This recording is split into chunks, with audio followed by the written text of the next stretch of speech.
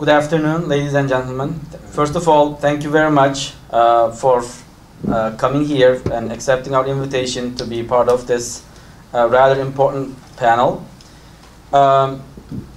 Particularly these times of the history, it's very important that the moderate voices from every walk of the life to be heard more often.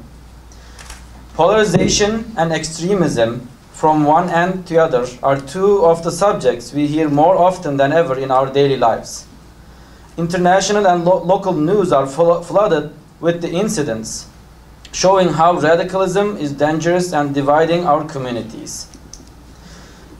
It is particularly important that the religious leaders' responsibility to give moderate messages to our communities, for the reason that because in our message the sacred is infused. When we speak to our communities or got into interaction with them, every message we give to them is seen as either sacred or the interpretation of it, therefore needed to be followed. That is why our words and our behaviors are very important. Well, I will leave that part to our religious leaders here in the panel, and I would like to give you a little bit information about our institute and mosque.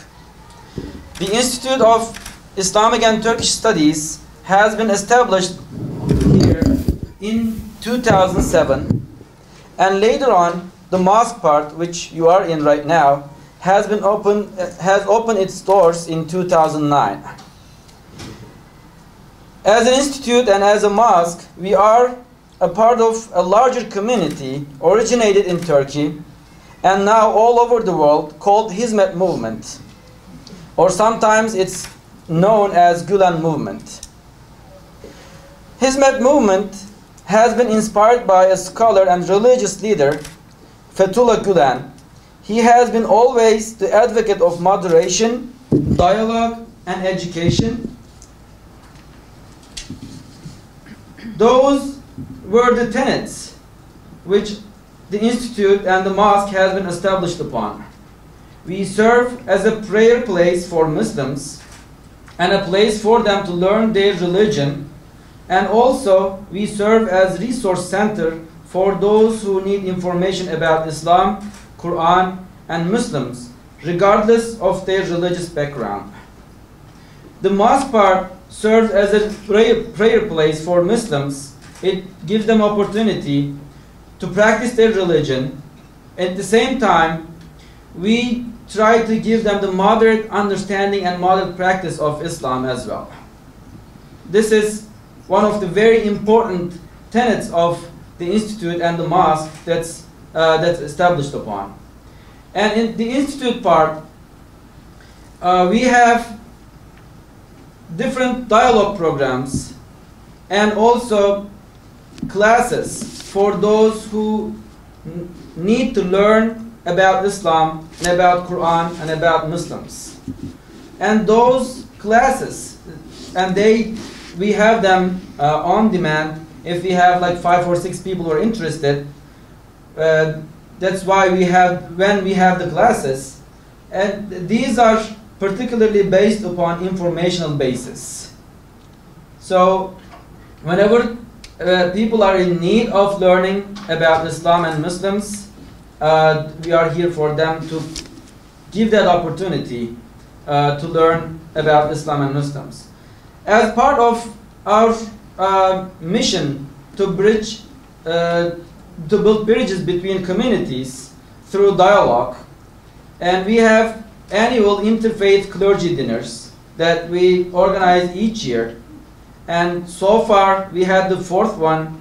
Hopefully, we will have the 5th one in November.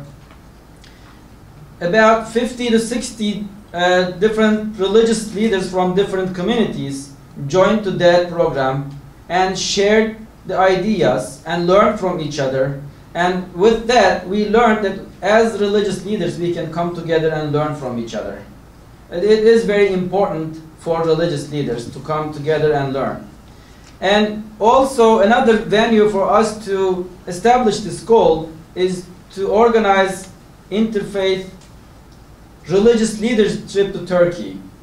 So we can, it's very important, I mean, it's very similar. The ones that Rumi Forum has been organizing so far, but this is particularly for religious leaders. When we go there, we visit important religious places for different religious traditions. And we learn from those who lived in the history how they lived in peace and harmony. And during the month of Ramadan, as you already know, the month of Ramadan is very important for Muslims. During the month of Ramadan, each night, we have here fast-breaking dinners.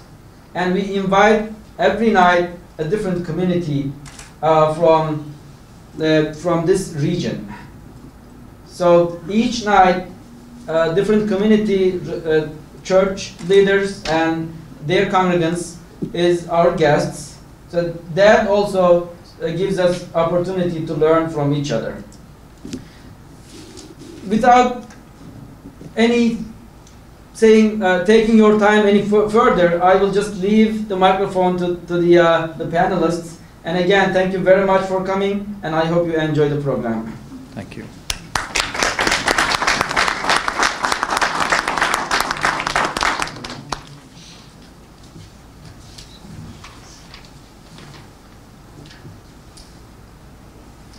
I was an assistant professor of sociology at Oklahoma State University when a young white man blew up the Alfred P. Murrah Federal Building in Oklahoma City on April 19, 1995. And even though such an unspeakable crime can never be condoned, I grappled with my students to try to come to some understanding of how someone could feel the weight of government oppression so strongly to commit such a heinous act. I mean, he must have known that he would have killed innocent men, women, and children. But here we are today, 20 years later, and we are again grappling with terror on such a scale and in so many places on the earth that I cannot fathom it. I cannot comprehend it. I don't understand how men, probably fathers, can slit the throats of 59 sleeping boys, as the Boko Haram did when they attacked their boarding school in Yobe State, Nigeria. Nor can I comprehend any of the many unspeakable crimes that seem to be our daily headlines, including the unfolding crisis in the Yarmouk Palestinian refugee camp in Syria, or the civil war in Yemen that are today's headlines. I cannot comprehend these acts, much less begin to grapple with the abuse of Islam by those steeped in the blood of these atrocities.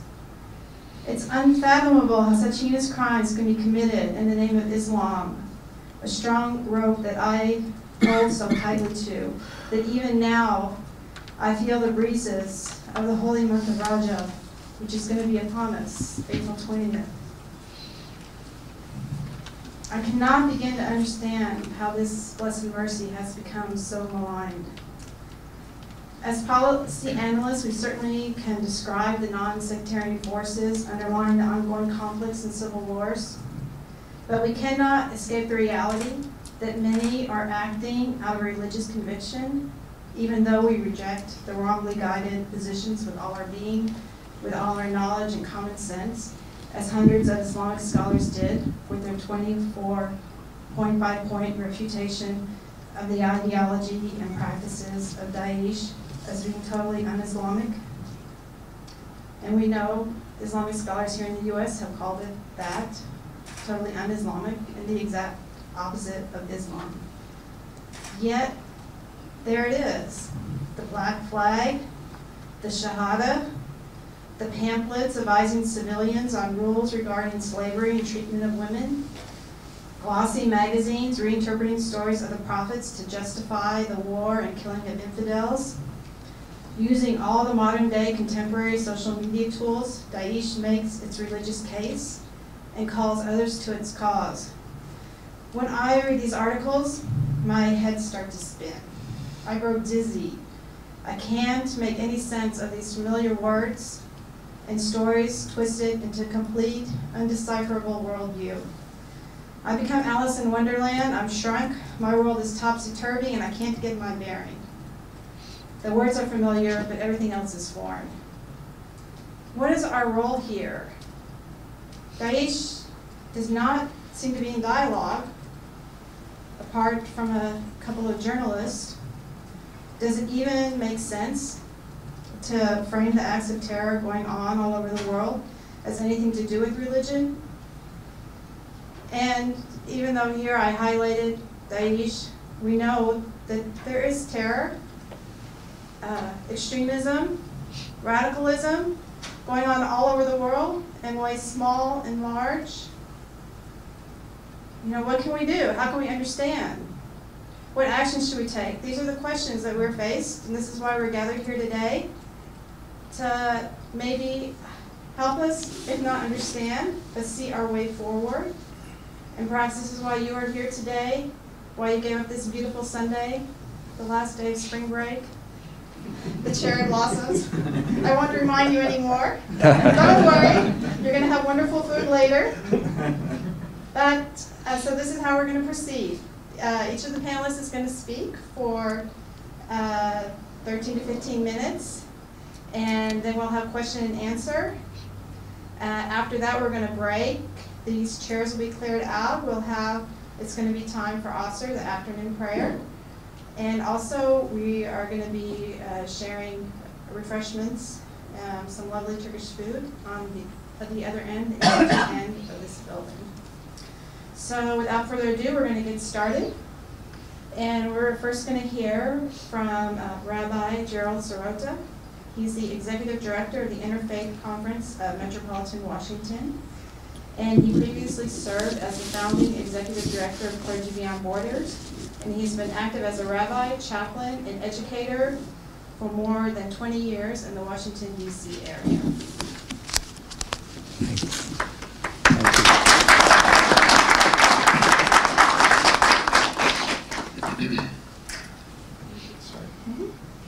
Assalamu alaikum. I feel very much at home in this beautiful space. Thank you for hosting us. I feel Allah's presence here very, very strongly. And I was delighted to have an opportunity to come out here and visit Imam Bilal and the community here, which has been involved a little bit with the Interfaith Conference of Metropolitan Washington that I'm the executive director of for the whole 9 months. One of a group of young people from this community came and sang together in the Interfaith Conference Interfaith concert last November. They sang beautifully in Arabic, English, and Hebrew, which was their choice, and that was a true model for the folks who were there, that a particular community would take the time and the effort to learn a language that was foreign to them and from another faith and culture. I don't think anybody else. We had somebody singing in Spanish, but they spoke in only their native language. So I just had to come. Sorry, I don't see any of those beautiful children. I don't remember. It was the other Imam's kids. Were some of them? Imam Mehmet's kids. Yes, Imam Mehmet's kids. Where's Imam Mehmet? Where is he? There he is in the back. There are 3 parts to what I wanted to say, but Imam Bilal's mention of the responsibility of teachers and religious leaders in regard to countering extremism and maybe even exaggerating or contributing to extremism is a serious issue. But I'm going to tell a little story that's not serious, although it was told to me by the Grand Mufti of Bosnia, told to a whole conference, interfaith conference. He spoke of a mufti who had a lot of students, obviously, and he was traveling in his community, and he sees one of his students, one of his strongest students, just lying there by the curb, drunk. He had alcohol, and this was a student of the mufti, and he didn't understand it. So he goes to the student, goes up to him and said, "What's happened to you? What's happened to you since you were in the madrasah?" And he said, "Those whom Allah instructs, they end up like you." But those whom the imams instruct, they end up like me. So we have some responsibilities for those of us who are religious leaders and teachers to teach our traditions correctly. I mean, that's the answer to the question, or an answer, is if the religious leaders teach from their text and rightly interpret those texts, we would not be where we are today. There's tremendous ignorance in the communities from which we come. Jews are ignorant of Judaism, Christians are ignorant of Christianity, and Muslims are ignorant of Islam. So the main answer is teaching, teaching, and teaching. Now I'm going to focus on three, I left my watch over there, so maybe you should hand it to me, Margaret. I had 3 points. I have only 10 minutes left. You can't deduct for the joke from the...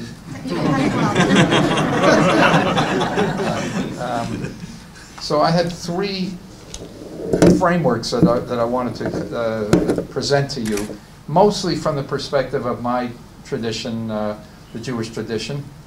But since I've learned from Christianity and Islam, and now Interfaith Conference is even broader than that, we go from Baha'is to Zoroastrians. We don't have any Adventists yet, so we've only B to Z. But I wanted to say something about the sources for pluralism within my tradition, and I know that there are parallels in Islam and Christianity, because in one case we share the same text. So I want to talk about sources for pluralism. I want to speak about how we confront challenging texts which appear to be exclusionary, us versus them.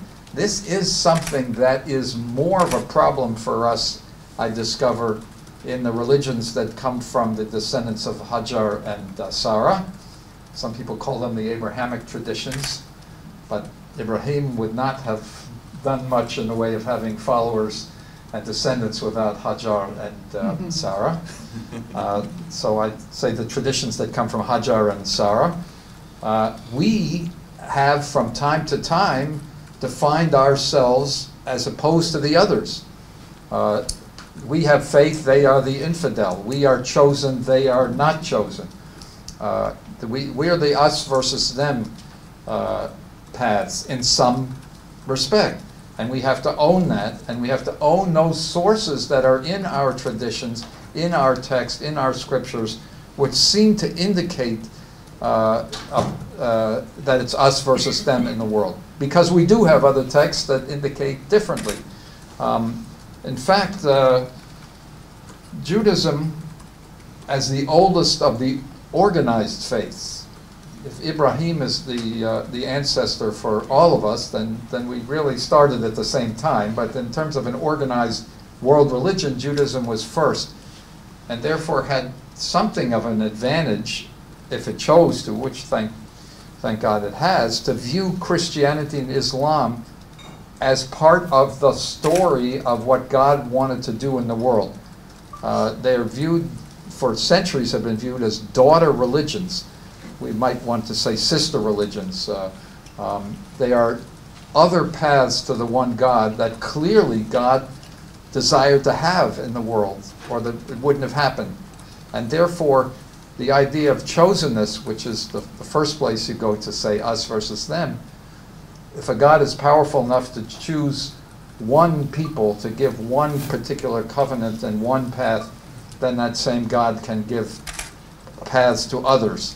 And that's the way we view what the success of Christianity and Islam as world religions is part of the fact that God has a covenant with Christians and God has a covenant with Muslims that's different from the Jewish covenant. Different but not lesser. Equally as powerful, equally as important. The Quran says it much more clearly. And the Quran has a text. And that's the way Judaism has gradually come to understand Christianity and Islam, but those whose holy book and holy writing includes the Quran know from the surah, the feast, that God, where it says literally, to each of you we have given a law and a way of life. If God would have desired, he could have made you into a single people, professing one faith and one law. But he wished to test you by this, and also, and here to me is the most important text that any one of our three faiths has. The purpose for this is that you will come to know one another, b'ta'arufu, and therefore figure out how you can accomplish good in the world. By learning from each other, you will know how to pursue the good. And then there's another text in the Quran that helps us, I think, in what we're trying to do and talk about today. To Allah you will return in the end, when Allah will resolve upon that which you disagreed. It's not up to us to determine the theological questions, the things that divide us, or why some of us practice burial as soon as we can so that the body can return to the earth, and others of us believe that that's not an indignity and you should wait for a wake or a place of time before you have the burial. Those questions are not for us to determine. The religious questions are up to God to determine in the next world, in the world to come. We have to figure out how to do what is right and what is good in the world. Now, there's one text that Judaism shares with Christianity in the sense that it's in the Hebrew Scriptures. I've never asked whether this text occurs in the Quran. Many of the texts, of course, are shared. But this is the text, the story of the Tower of Babel. Is that in the Quran in any fashion? Has it ever been picked up, the building of a tower, an ancient tower? It is. In relation to death. Relation to death. To death. They built high towers to escape death. To escape death. So that was the reason. So the Tower of Babel is built, and it looks like a beautiful project. This is a version of that same, I think that same text in the feast. It looks, here's people, they speak of one language and one faith, and they're building a very high tower because they want to approach the heavens. They have a worthy strategy, speak one language, they seem to be a worthy goal, but their plans are foiled by God, and instead the people are spread around the world to speak different languages. Somehow this one project that everybody would agree to was viewed by God as a totalitarian project. It was bringing power to humanity and not glory to God. And the way that God's glory would be enhanced is if we spoke different languages and had different paths to the one God. And that's why the project was ended.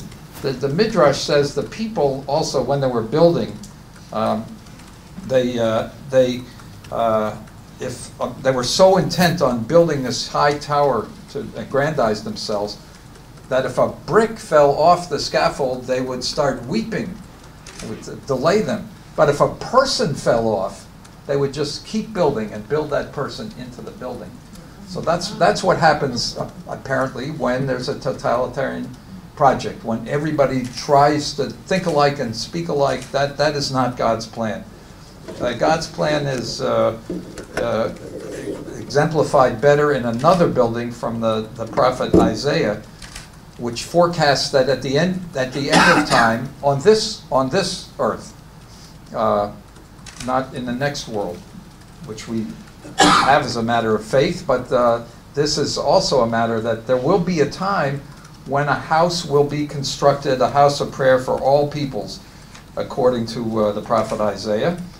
And this house of prayer will be called my house, and it will be the house of prayer for all peoples. Nations will come from all the world, but they will not come as one, with one form of worship.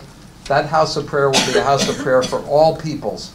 They will come in their languages, with their religions.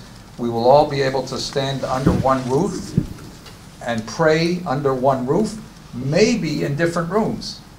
Why not in different rooms, in different ways? And that's what I like to imagine when I'm in any house of worship. A beautiful masjid like this one, or in a synagogue or church or house of worship for any of our Eastern sisters and brothers.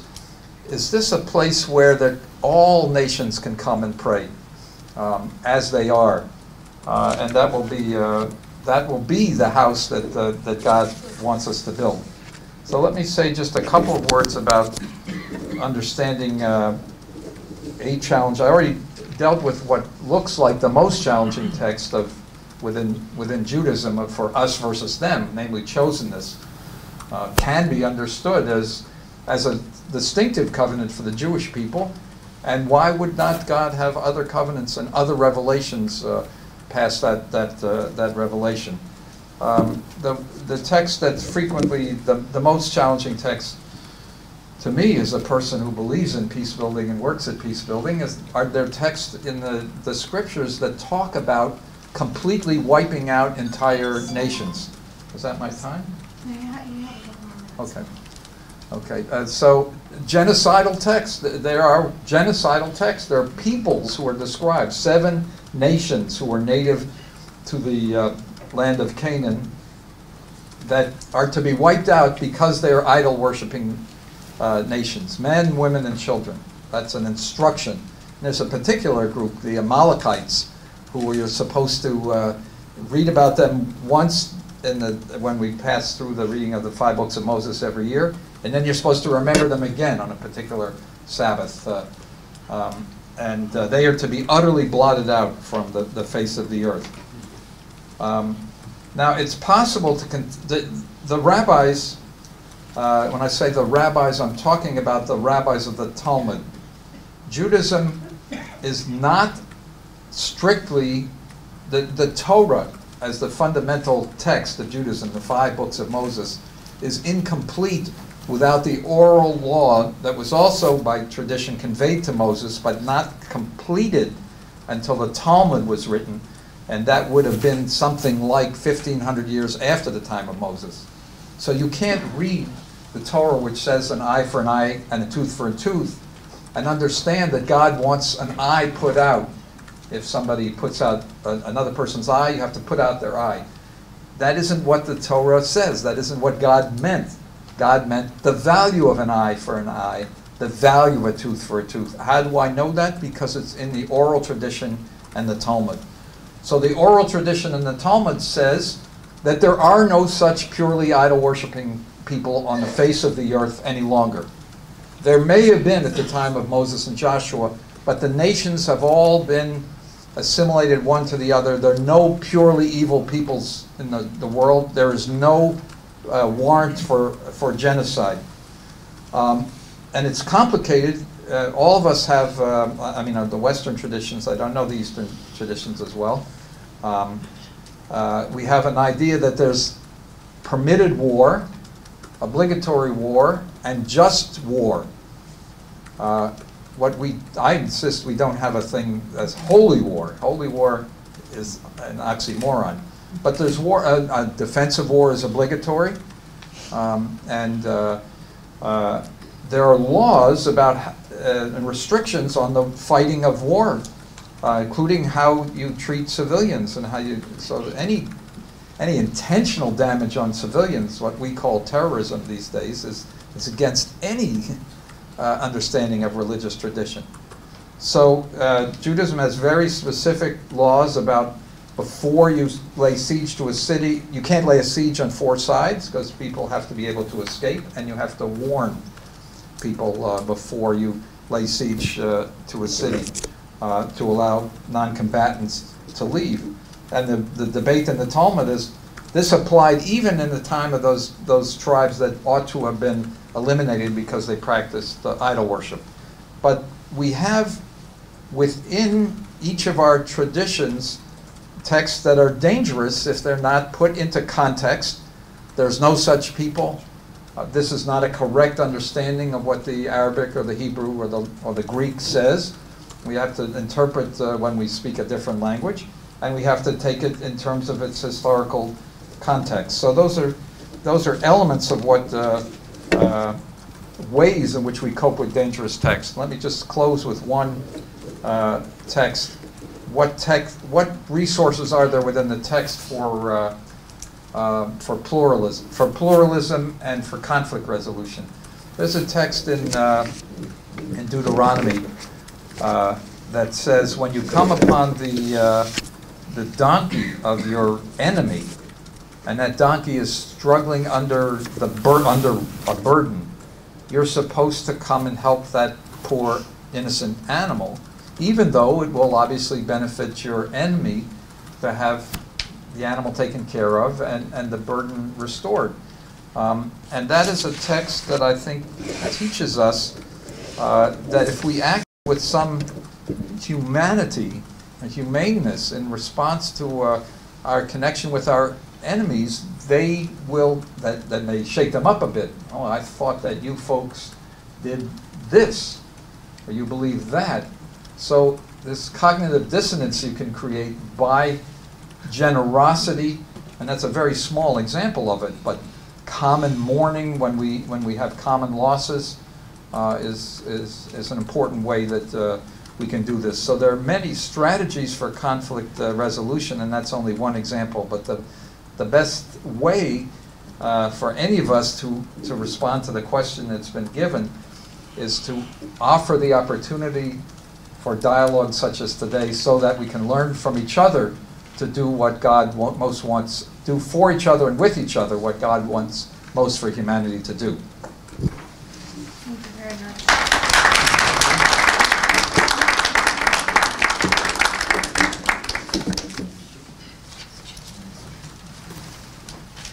Thank you very much, Rabbi Sirota. And now we're going to hear from Gail Hambleton. She's Vice President of the Global Peace Foundation USA. She works as the Director of Interfaith Partnerships and the National Director of the Safe Haven Campaign, Interfaith Alliance to Abolish Human Trafficking. And she's going to speak with us today about the roots of radicalism and a powerful counterproposal.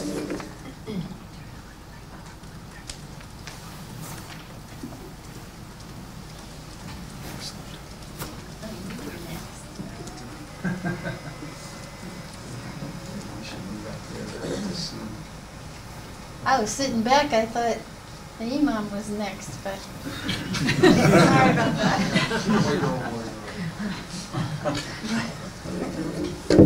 Is this the one you want here? Mm-hmm.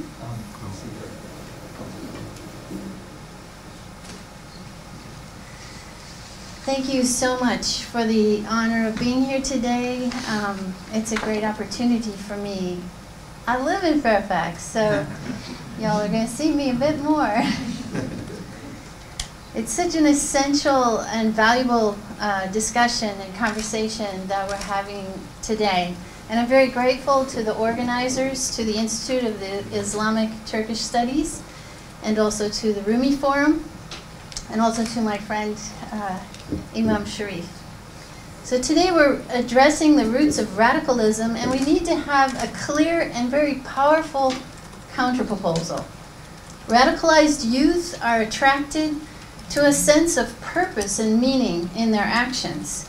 And so thus to counter this, we have to turn to the interfaith world, which is what's happening today, because it is within our timeless faith traditions that we find the most profound meaning and motivation. So the world has changed so rapidly in the last 100 years. And sorry about that. The 21st century is markedly smaller than that of the 19th and 20th centuries. In fact, up until the middle of the 20th century, only a small percentage of the world's population ever traveled more than 50 miles from home. So there's just been so much change that this has actually sort of blown out various support systems and eroded a strong sense of certainty in some people's lives. And in other words, maybe there's been a sense of belonging lost. So this rapidly changing landscape is breeding insecurity and a certain kind of vulnerability that brings some youth to embrace extremism, to fill this kind of void. So it's, as I was thinking about all this, pondering this, I felt like it was kind of similar to in America, youth at risk who are drawn to gang violence, that trying to fill the void of a sense of belonging. So as I mentioned, we live in a much smaller world, and today we can see through media how we are affecting each other. We can experience the diversity of humanity immediately, and we may feel that people, perhaps not of our own particular group, are so extremely different that we can't bridge those differences. So this is a very typical human reaction, and we have to really dig deep to be self-aware about this. So there is such a tendency to be safe and to stay within our comfort zone and to just avoid those who are different than us. So in order to get out of our comfort zone, we need to dig deep, we need to drill down and touch the root of our humanity, really connect with our the most common identity, which is actually our humanity, and that is rooted in universal principles that we all hold dear. All right. Global Peace Foundation has a very broad and inclusive vision. One family under God. That's the vision. One family under God. It's so simple, but actually every year that I'm working on this, I realize how incredibly profound it is. And it's very similar, I was so happy to find, very similar to the vision of the Turkish Institute. We love the created for the sake of the Creator. So beautiful. So today we need a new perspective beyond the limits of our human reactions. So let's start by asking about our own identity. Can we discover common elements, very important, essential common elements amongst us? So what happens more typically, or almost by default, is to understand or think of ourselves as a member of a group. And we ground our identity completely within that particular group. And as the rabbi said before, we can start to get into an us or them thinking. And so this sows the seeds of perceiving the other in a lesser way, or competitive, or comparing, or suspicious, fearful. So it can breed this us or them perspective. And it's just seems so easy to settle in to our own group and drink in a feeling of comfort.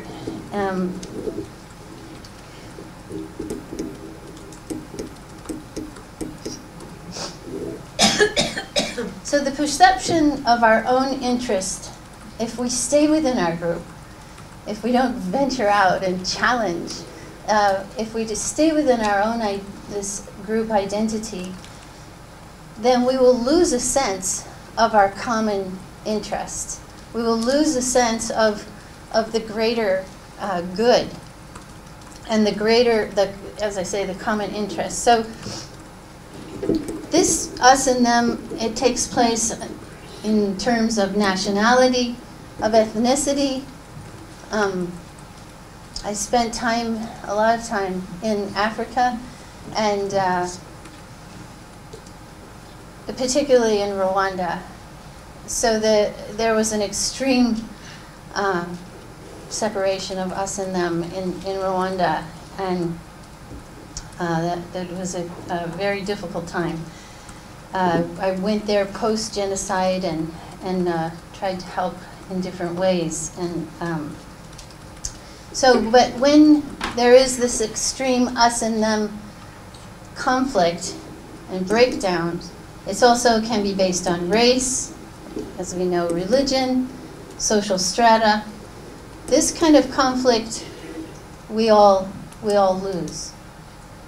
We need to have this kind of very open and honest discussion. Isn't that cool? You want to see that again? That's why it's hard to see again. There. Okay, ready? The wall, okay? Communication breakdown. So how can we go beyond this? So before we are Christian, before we are Muslim, before we are Jewish, we are human. We are human, and we are from the same Creator. We actually have a deep, deep shared heritage. I zoomed over that one, the first one. It already turned blue. Anyway, it's hard to go back. But we want to come to a point where our identities, we come to realize that our shared, essential, common humanity identity is actually more essential, is more real. It's a tough one. But there, as I mentioned, there are universal principles that we all hold dear, that are kind of naturally in our heart, but we don't talk about them enough. We have a spiritual nature, and we share a common origin. That sounds so simple, but it's incredibly powerful. We can build a lot upon that. Oh man, they're turning blue so fast. Each person has intrinsic value, and our rights are endowed to us by our Creator.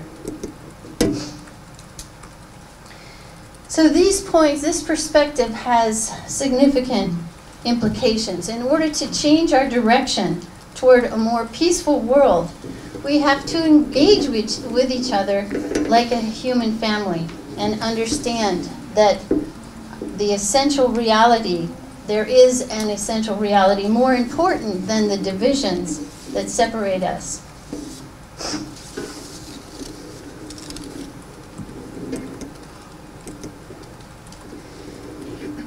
So, as I mentioned before, in our hearts we already know that each person is valuable, and we all share this value equally. When there is a traumatic event in our world, this becomes very evident, okay? But do we have to have horrible traumatic things happen for us to have this deep burning realization? So we look at, for example, Haiti in 2010. It was very heartening how people from all over the world came to help, right? And I know my children were calling me. They were in university, and they're like, we're quitting, we're going to Haiti. I was so proud of them. They didn't quit, but we all sent our funding, we sent our people, you know, every kind of faith community was involved and helping. It was so heartening. And then after the earthquake had taken place and the days went by, and they were searching for people still alive, and every day that went by, there was more of an intense feeling. And do you remember this? Do you remember this boy? His name was Kiki. I mean, those men around him were from many different nations. Look at the celebration on his face. And you know, he wouldn't come out. He was afraid to come out. He was calling for his mother. They had to get his mom to come to implore him to come out. But when he came out, look at that. Actually, there's still a clip of that online that I looked at recently. And here's these big burly rescue guys with tears just streaming down his face. Their face, sorry. Do you think that they thought, I wonder what religion he is? Should we really pull him out? You know, it's all gone. I mean, all of that is gone. And I don't know about you, but, you know, when I was watching that, I related to it as a mother. I know many of us here are parents. So the mother of that child, the pain that she was experiencing, is the same pain that we may experience. And the joy, the celebration in being united with him is the same. So these are things that we already know in our hearts. We just got to magnify them and formulate substantial projects based on them, take action and work for the common good together. We need to take a new approach to interfaith collaboration that is based on our shared responsibility to create ethical societies rooted in universal principles and values. We can forge a consensus on universal principles and values. We work with Global Peace has had, since 2010, we've worked with Nahamu Ulama, and it's been a wonderful experience. The Secretary General, Dr. Marsudi, he has a very distinct way of talking about the same points that I'm talking about. I'll share with you in a moment. But we all have our divine focus, okay? We all have our way of worshiping, our way of prayer or meditation. We have our connection to God, our sacred, whoops, didn't want to do that yet, but this is hard, I can't go back quickly. We all have our divine focus, our rituals that we love, that we grew up with perhaps, or so the divine focus of all faiths, if we only talk about the divine focus, we can find a lot of differences that can cause conflict. But actually, we don't need the unanimity of belief. It's not an essential solution. We don't need to believe all the same at all.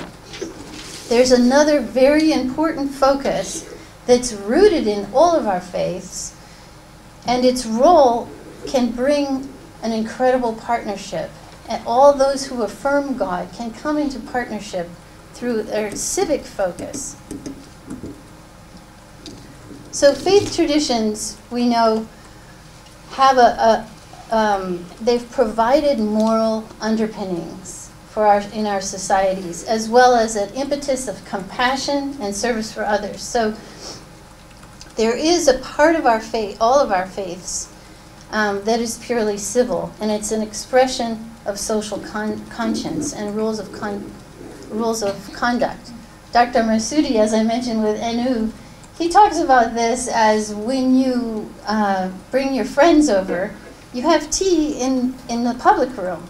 You don't bring them into your bedroom. So he talks about divine focus and civic focus in that sense. You know what I'm saying? So this civic focus, based on universal principles and values and shared values, is what we can work together.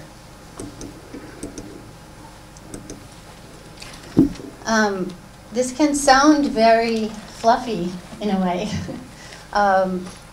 so idealistic, but nevertheless, Global Peace Foundation is really working to bring this into a reality through different projects, and one has been, we've done a lot of work in Nigeria with the One Family Under God campaign, as you can see here, and then through the work in Nigeria, there was a lot of excitement, and a lot of success came from many of these workshops, and deep relationships were made, crossing bridges and breaking down that us and them. So then we were able to, we were in 15 nations, so we're able to do some innovative things. And we brought, the man in the middle is the representative of the Grand Mufti of Nigeria. We brought him and the Archbishop, the Catholic Archbishop of Nigeria, to Ireland. The other two guys are Irish, and they had worked with, for 30 years in Cooperation Ireland, which is a nonprofit that was really at the center of resolving the troubles in Ireland. So through hard work, through teamwork, through partnership, we can really do an incredible amount of work. And I'm sure I'm about there, huh? Can I, one more thing? I just felt I wanted to share this because I was praying this morning about being here, and a memory came back. I had worked in Africa for 8 years in my in my mid-20s. Don't want to give away my age here, but and a memory came back so strongly, and I was shedding a lot of tears because it was like I was just there. It's so amazing with memory how even though a lot of time has gone by, sometimes you feel like you're still there. And I had been working with youth at the university, at a university in Africa, and talking about the uniting of the human family under God, and working with this one youth. His name was Crispin, and he was so idealistic and such a strong mind and a deep heart. And unfortunately, he went off and joined a movement for extremism, violent extremism, and because when I visited him at one point, he was gone. And amongst his things, his family gave me a poem that he had written that mentioned me, and I had no idea that I was actually sort of getting through to him, but it was such a devastating thing. I felt so bad that I had failed to really reach this youth. And so just in prayer about that this morning, I felt heartened by that now we really can build through teamwork, through partnership, through collaboration, collective impact, whatever you want to call it, by working together. I really believe that uniting together, combining our energy and our creativity, we can find this counterproposal for our youth. Thank you.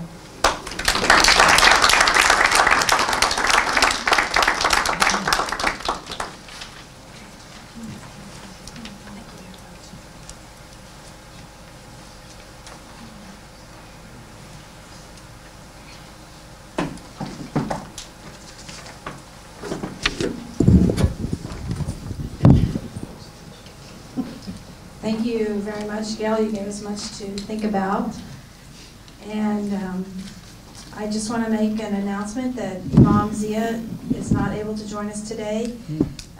He had a funeral to attend, and like the Jewish people and Muslim people, bury their dead right away. So anyway, we received word he cannot come.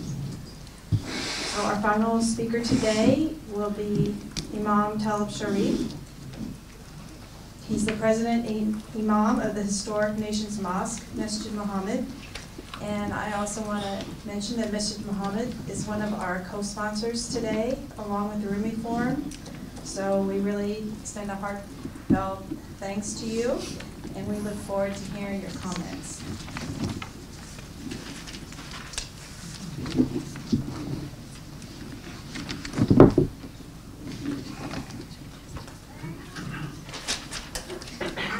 Bismillahirrahmanirrahim. Assalamu alaikum. So since Imam Zia is not coming, that means we have more time. Everybody got a little bit more time. We certainly want to thank the Institute here, certainly Imam Bilal. We're good friends. And in fact, we met as part of the Interfaith conference of Metropolitan Washington. And we try to stay close together. And because since he found out that I spent 2 years in Turkey, I've visited 3 times since then, and looking for other opportunities to go back because I love Turkey. I didn't want to leave Turkey when I was there the first time around. And we're certainly glad to be on the panel with our dear friend Rabbi Jerry. Again, we are grateful that he got the position to lead that as a director. Already doing wonderful things. And our dear sister Gail Hambleton, we have joined the global movement. We're on the national advisory. In fact, we were in Nigeria with them, and we just returned not too long ago from South America doing the work of peace. And it's so much needed in that arena. So our topic today is dealing with faith, the role of faith leaders in addressing conflicts, the roots of violent extremism, radicalization.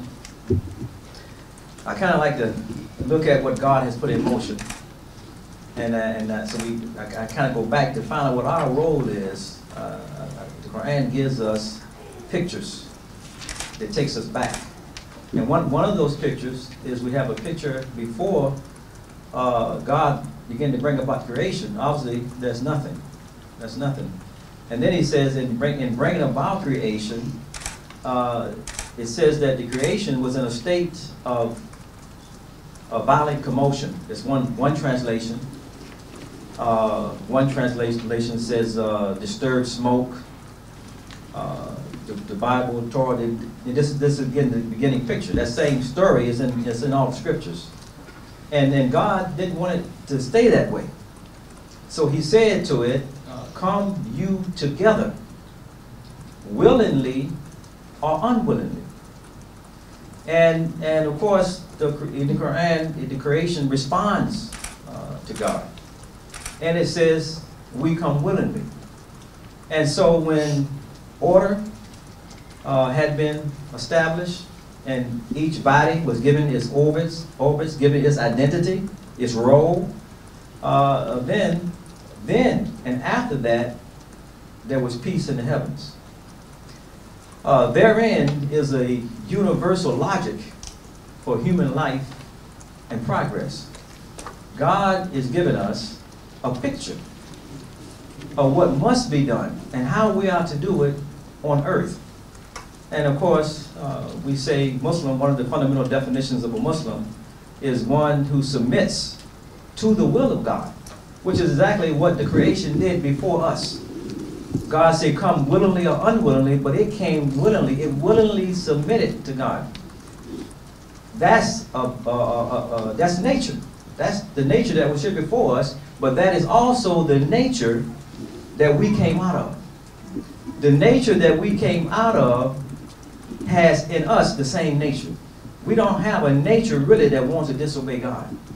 You see, our nature really wants to obey God. Just like in the creation is saying that it doesn't want to go against what God approves. So we came out of that. And from that, again, from that, now we're last. The scriptures show that Adam, that's the name we gave to the first one, that he was created on the sixth day. And all the scriptures say 6 days of creation.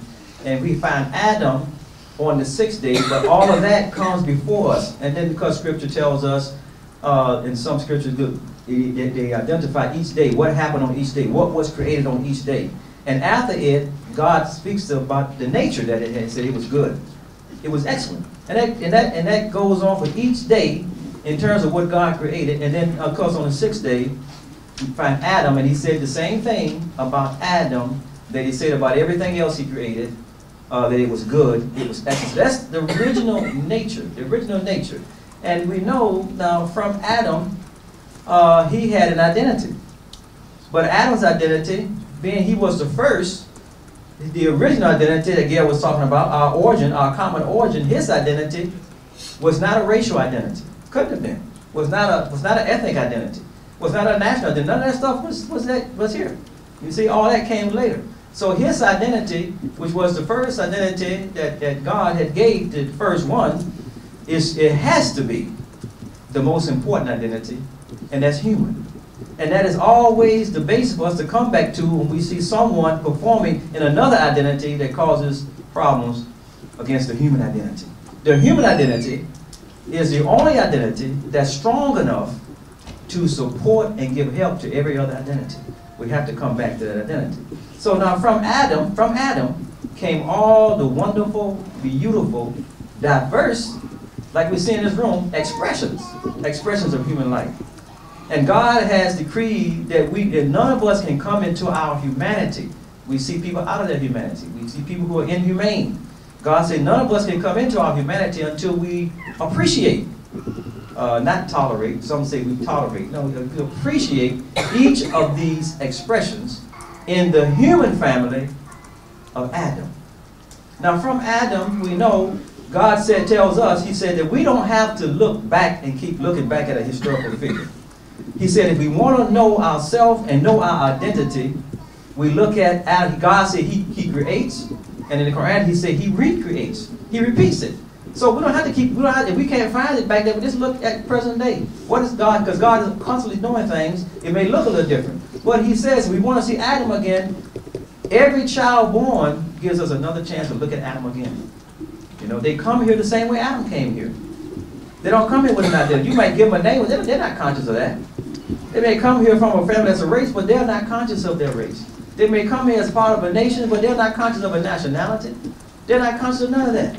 You see, all of that comes later. They come here speaking a universal language that's common. They smile exactly the same. They laugh exactly the same. You see? They love exactly the same. And they're so close to God. And our spirit, the spirit is so close because they come from God. You know, they come from heaven, we say. And that babies, that their spirits are so strong. And for all of us, you know, that Allah says on the Quran that our soul is not just in the body, it's also outside the body. So it's not just contained. We feel spiritually too. So what babies do, if someone has something wrong with them, if they're maybe a bad person, or someone that fears them, the baby might start crying. And that crying is to tell their mother that there's something wrong with this person. Right? And the mother might say, well, they don't normally cry when they go to somebody or something like that, you know. And there are some people that they might feel just the opposite, a good spirit, and the mother might say, he doesn't usually respond like that. They like you, you know, because they feel something because they're so close to God. So God is showing us that really how we all come here. We come here willing to obey, willing to receive love, with the same nature that's in the creation before we come. Now we are here, we are a product of the creation. The creation, even in its death, produces life, you know. Humus, right? Humus, it's the soil. When things die, everything dies, you know, when the big dinosaurs and everything die, they go back and they give to the earth and it makes it more fertile, so more life begins to come. And it's the warm earth that produces life. To tell us how we are supposed to be as human beings, you see? So we are human. So God is showing us a nature that he put into us. Now this is how it goes in terms, this is where it starts, in terms of the roots of this extremism and radicalization. We all come here in a nature of obedience. We want to obey. And it starts with our parents. We want to be loved. God puts the child right in the arms of the mother. The food is right there where the mother wants to hold the child, you know, right by close to her heart. This is how all life really is supposed to start. It's loving, it's caring, it's concern. So as the child begins to come into the world, upon the nature that God put in it, to be giving, to be loving, to express, to bring out the best that's in his life, to find the skills, to be productive, to be helpful. This is how children are. Now let's say this is an example now. And we see this all the time. A child comes home. They're doing things, they go to school. They may come home, and they may be at home, but they may have produced something, and they're excited about it. And they want to get the mother's attention to recognize what they've done. Okay, so maybe the mother, maybe like now a lot of people look at TV. Maybe the television, that's her company. She has company, the TV. She don't want to be bothered right now. And the child comes excited, and then the mother says, I don't have time right now. Maybe the mother might say that, maybe the father might say that, or maybe they might show that. They might just ignore the child. Okay, that's one time. But the child, again, because the nature that God put in all of us to be proud of what we do, to produce things and be proud of that, ourself, our life, and when we come into an identity. So now the child comes back again. That may happen a couple times. And so now we see the child goes back to the room, and now what the child does is they may take the drawer out and start throwing the clothes out of the drawer. Or maybe they may write on the wall and scribble on the wall, you know. You have other times. A child may be in a home now, and again, she's talking about shared. This is also how, this is what we call, in the home is what we call a shared freedom space. That's in the home. Because out here, all of us are part of shared freedom space if we occupy space in a particular area. So sometimes the parent might tell a child that comes home, don't sit on my sofa. Get off my sofa. But the child in their conscious mind, it's supposed to be something for all of us. You see, but they're being denied. So all these things are beginning to set up something in the conscious mind. So now when the child begins to act out, throw things, throw tantrums, they are saying that I tried by peaceful means to get your attention, but you didn't respond. So now I'm going to get your attention by violent means. And this is how it starts. It's unconscious.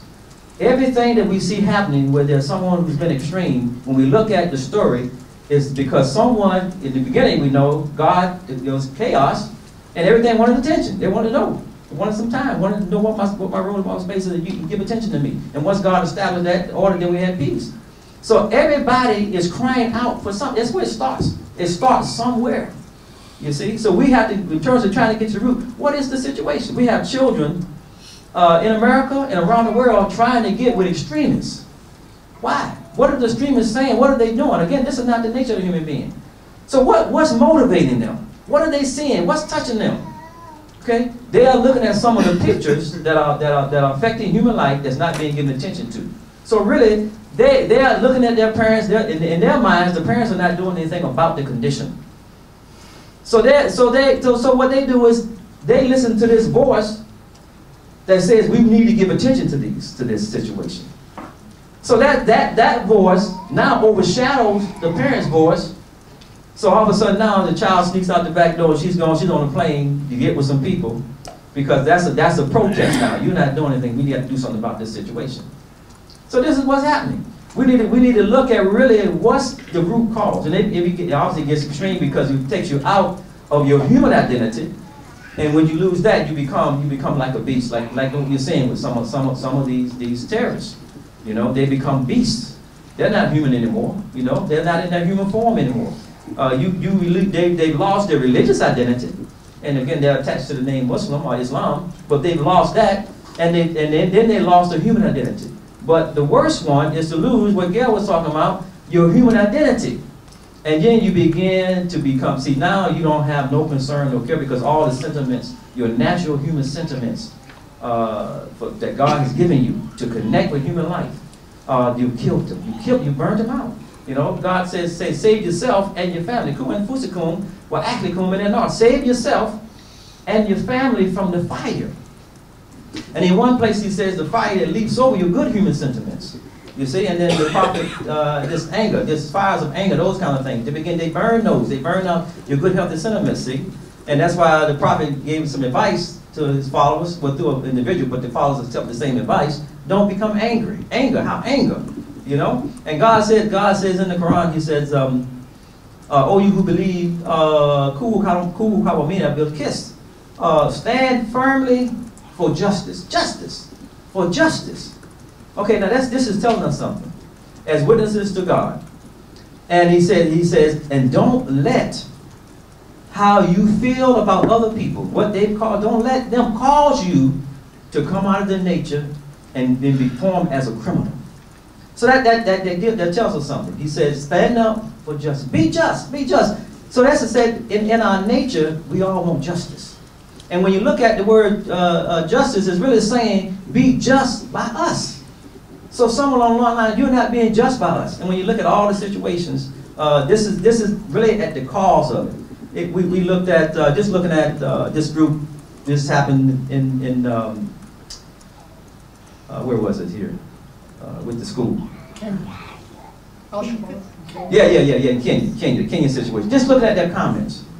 And they are letting how they feel about the Christians who have the majority there and maybe control some of the things, how they're being treated by them.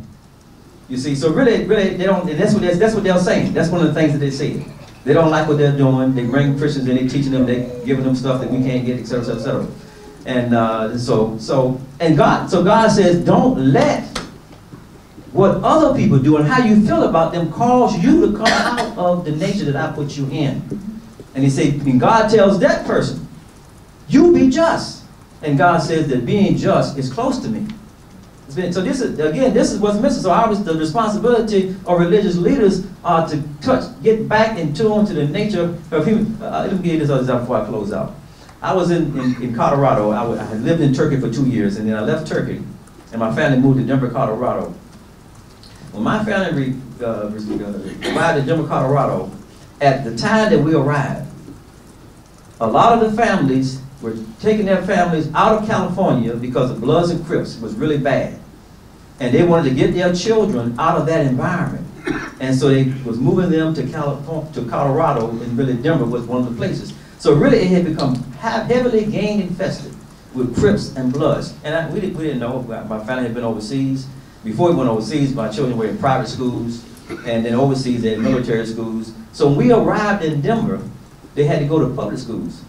And they hadn't been in public schools for some time. That was one challenge. But now, the school that we thought we had was in a very good neighborhood, which the neighborhood looked really nice houses and everything, but we didn't know at that time, because we weren't confronted with that it really was a neighborhood infested with Crips.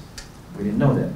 So after about 6 months, my daughter comes home, and she says this to me.